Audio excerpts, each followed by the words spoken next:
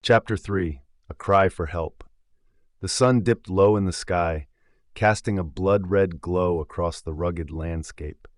Dust motes danced in the fading light, swirling upwards from the parched earth that stretched out beyond the small homestead where Elias Ely McCoy had settled into his unremarkable retirement. He squinted against the glare, adjusting his gray Stetson as he surveyed the horizon. The quiet life he had built for himself, after years spent in the violent embrace of a gunslinger's existence, was punctuated only by the sounds of the wind whistling through the sagebrush and the distant call of a hawk. The sun had barely begun its descent when the tranquility was shattered by the unmistakable sound of hooves pounding against the dusty trail. Eli's heart skipped, not with excitement, but with an instinctive wariness born from too many years of living on high alert. He had long since abandoned the chaos of his past, but the rustling energy that accompanied the approach of a rider drew him back into the present as surely as any gunfight ever could.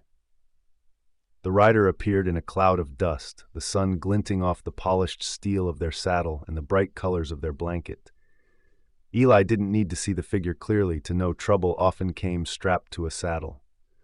The person reined in sharply, kicking up a storm of dirt and gravel, causing the chickens nearby to scatter in alarm. "Whoa there," the newcomer shouted. "I need help." Eli stepped out from the porch, his frame casting a long shadow in the waning light. The rider was a young woman, perhaps no more than 25, with wild chestnut hair spilling from beneath her wide-brimmed hat. Dust-covered and weary, but with a fire in her blue eyes, she appeared both desperate and determined. Eli felt his old instincts surfacing, caution flickering like the flames of a dying campfire. "Easy now," he called back, leaning against the porch railing. "What troubles you, miss?" "I don't have time," she said, her voice sharp with urgency. "My father, he needs help. He's been hurt bad, and I can't get him back to town alone. I've got to get him to Doc Thompson. The rustlers attacked our ranch, took off with the cattle, and left him for dead." The rapid fire of her words painted a vivid picture, one Eli had seen before, echoes of gunfire and the stench of blood lingering in his mind. Eli could feel the weight of the situation settle on his shoulders like a heavy coat. His heart was torn between helping this woman in need and wanting to remain tucked away in his lonely peace. She was gazing at him now, eyes pleading, and he understood that she wasn't just asking for assistance, she was issuing a challenge to the remnants of the man he used to be. "Where is he?" Eli asked, the battle lines within himself drawn. 10 miles north, past the Ortega property," she replied, voice steadying as hope flickered to life in her expression. "I can show you the way." "I don't know if I can do it, miss."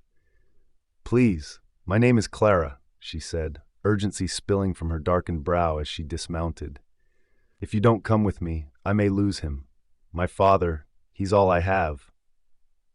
Eli felt the weight of those words settle deep into his bones. Clara's determination struck a chord that stirred his long-dormant instincts.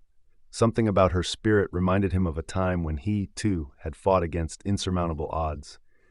Resisting the call of the past was becoming a losing proposition. "I'll get my horse," he sighed, slipping back inside. Eli mounted his own chestnut stallion, Dusty, feelings of nostalgia crashing over him like a wave, his spirit stung with a depth of emotion he had thought buried. They kicked off together, hooves pounding against the dry earth as Clara led them over the rolling hills. As the sun dipped lower, the fiery glow of dusk painted the world in shades of orange and crimson. Clara rode hard, occasionally glancing back, her face drawn tight with worry. "Ever had trouble with rustlers?" Clara shouted over the thundering beats of the hooves.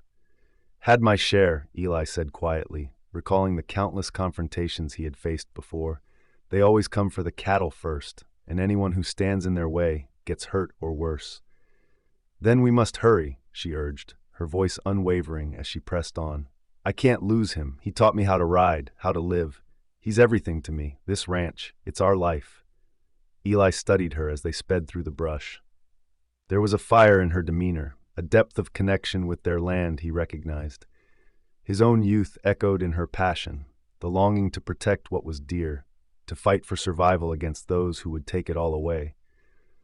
The landscape blurred past them, the horizon unfolding like a tapestry painted in twilight hues. As they made their way further from the homestead, the stillness of the evening was pierced by the distant sounds of chaos. A gunshot echoed, followed by a faint cry. Clara turned her head, and Eli knew she felt the icy grip of fear. "Faster!" she urged. "That came from our place!" The urgency in her voice ignited something deep within Eli, driving him to push Dusty harder. As they galloped across the open plains, the site of the Ortega Ranch came into view, silhouetted against the deepening twilight. Shadows flitted across the yard, and the sound of harsh voices drifted through the air. "Stay close!" Eli commanded as they raced toward the chaos beyond. Dismounting swiftly, he glanced around for a vantage point, his instincts sharpening with each passing second. Rustlers. They had to be rustlers, and the presence of danger sent adrenaline coursing through him, renewing his focus. Clara's eyes were wide. "What do we do?"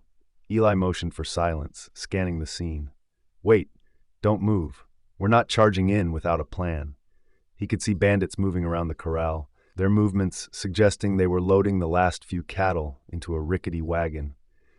Fierce faces lined with grim determination, they laughed at their own misdeeds, ignorant of the approaching threat that was about to descend upon them.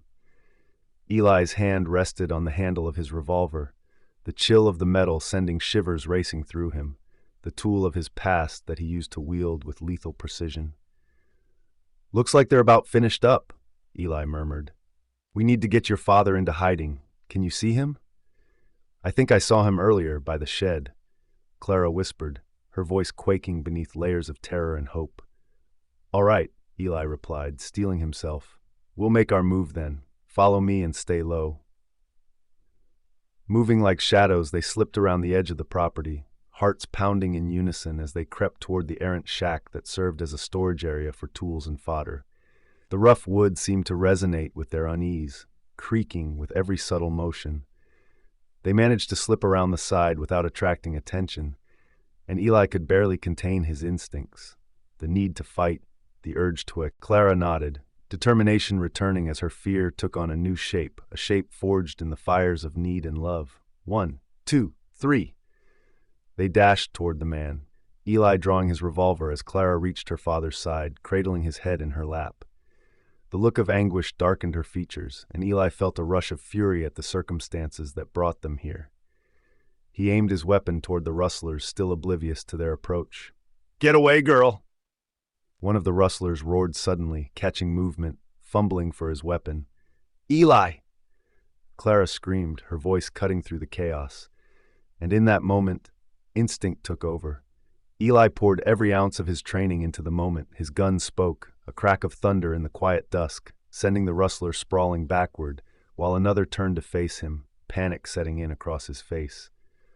Clara's father groaned, and every ounce of Eli's resolve tightened within him. "Get him up! We need to move!" he shouted, drawing fire from another bandit who rushed towards them, hands scrambling for his own gun. "Stay back!" Eli barked like a wolf in the night, sending a second shot through the air with deadly accuracy. The gunman was down, and just as Eli steadied for the next, 2 more rustlers rounded the corner of the corral, their intent as clear as the setting sun. "Go now, Clara," Eli urged, forcing her to move as he took his stand. The last bulwark against the chaos descending upon their heads. Dust swirled, and gunfire erupted as figures collided against the fading light. "Run!" Eli pulled the trigger again and again, his rhythm returning as adrenaline surged, time fracturing around him. They had come too far, and he would be damned if he allowed Clara to lose her father after all this. With a wild roar, Clara pulled her father's limp body up and began to drag him toward safety, her determination igniting the very essence of courage. Eli fired once more, catching a rustler in the shoulder, sending him reeling back. The remaining men turned and fled, retreating as the gunfire erupted in a cacophony of chaos. "Eli, help me!" Clara cried, her strength wavering as she struggled under the weight of her father. Eli darted forward, firing one last shot to cover their retreat, before rushing to help Clara. Together, they pulled the older man to safety, scarcely aware of the dust that settled around them as the immediate gunfight concluded. They hoisted the broken figure of a man and stumbled toward the safety of the brush, hearts pounding and souls entwined in the remnants of what had just occurred. "What now?"